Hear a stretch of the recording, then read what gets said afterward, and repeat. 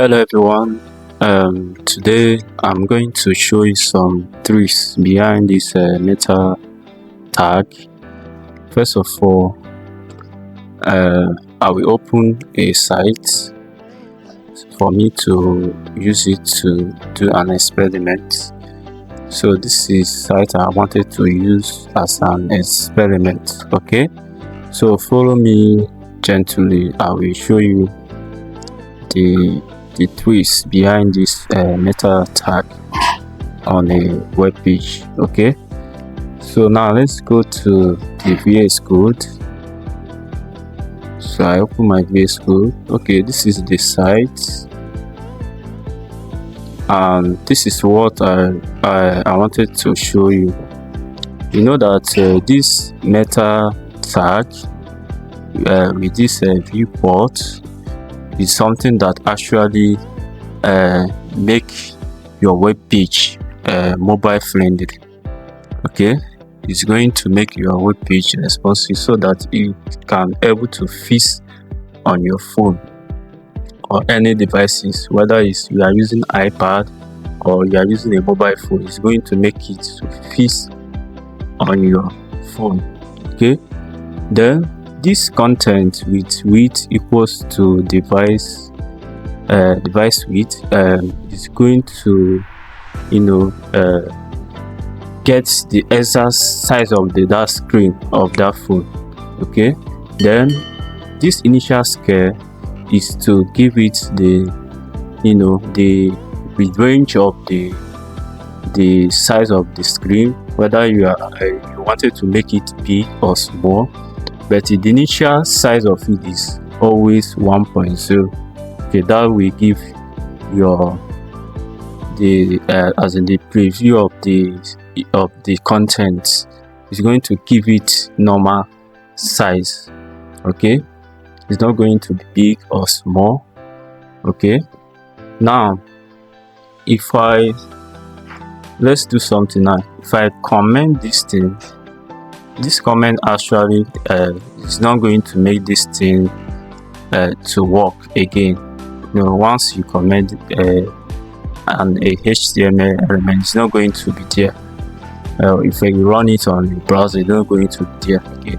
So once you comment this thing, then if you go to the browser and let's make this thing in small size, that's the phone size. Okay, so as you can see now, the size of the content is normal.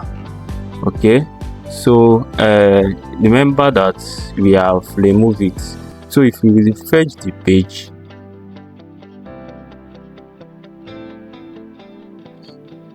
you notice that it's not normal again. Okay, as you can see, the size of the content is small. Okay, unlike before. So let's put it back again. So if we put it back and refresh the page, it's going to bring it to normal size.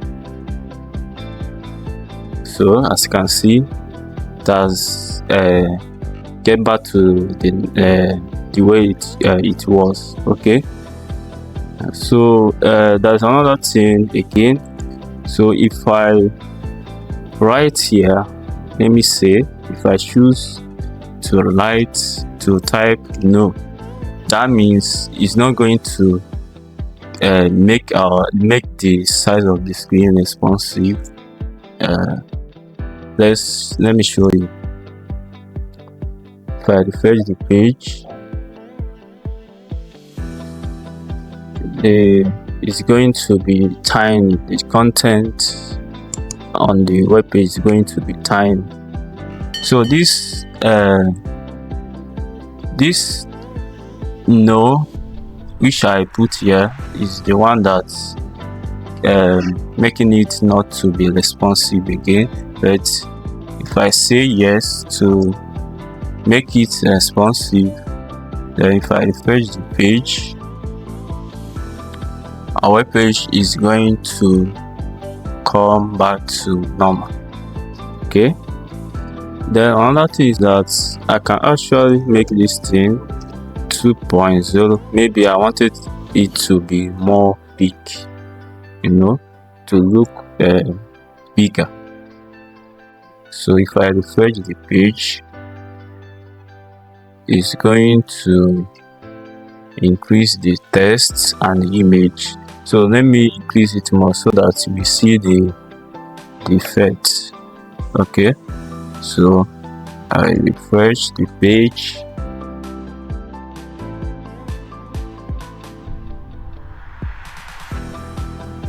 Okay, as you can see, the text is bigger.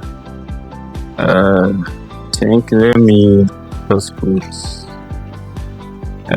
let me see 0.1. Let's see what happens.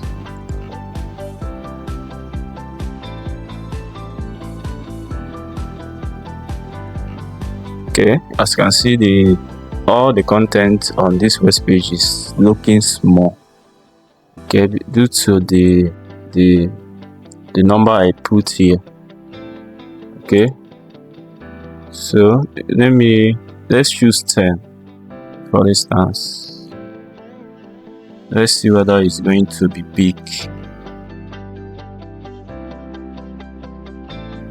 Okay, it's not looking that big. It's not looking that big. The reason why is because we implemented CSS, so CSS is not going to allow all the text to be big, included the images. Okay, so but without this thing, automatically your site is not going to be responsive. So this thing is very important in every web page. So let's put it back to 1.0, which is the initial scale. Okay, so if you refresh this,